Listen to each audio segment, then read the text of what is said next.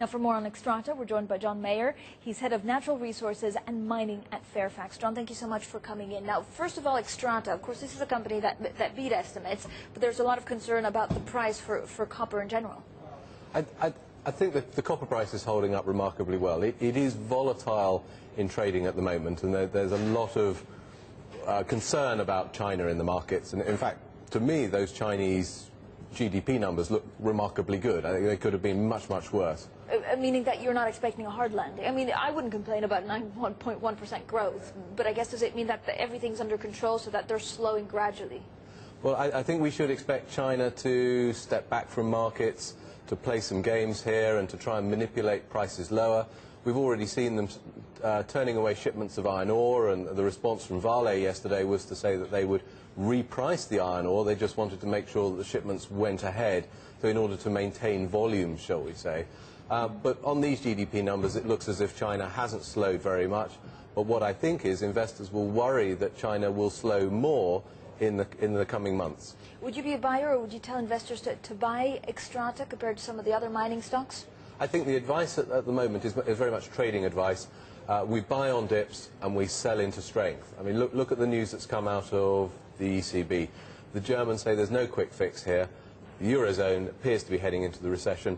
Therefore, we have to be pretty careful about this. It's very much a trading market. And so gold actually seems the safer option, I imagine, because it's linked to inflation and it's chosen as a kind of a safe haven.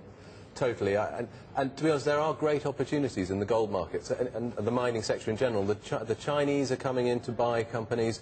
We've now got the Indian government saying that state companies can go and buy companies. They're competing with the Japanese and the Koreans, and then look at what we've got with the Indonesians, with Bumi and Glencore. So there's loads going on out there. And so are we going to see a lot more of acquisitions? I was going to ask you about Glencore and Xstrata. They're in 34%, 34.5%. Are we going to see a takeover, a complete takeover of the company?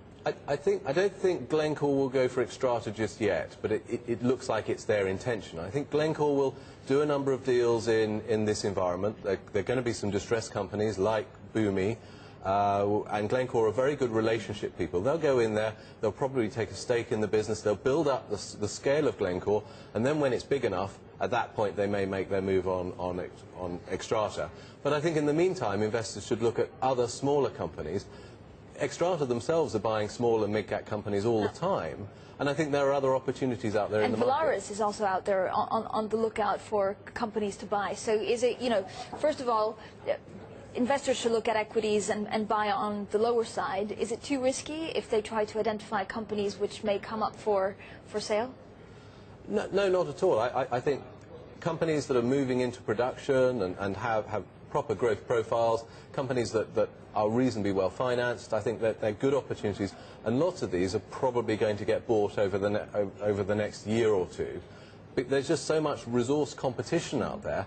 That's why I think copper prices aren't falling too much. If we look at, let's say, a small mining company like Shanta Gold, going into production at the end of this year, quite likely to be bought by someone like Barrick Africa, you know, over the next 6 or 12 months. And so, yeah, in terms of some of your top picks, you have Shanta Gold, Discovery Metals, and Petropavlovsk. This is a Russian metals company. That's right. They're reporting results on Thursday.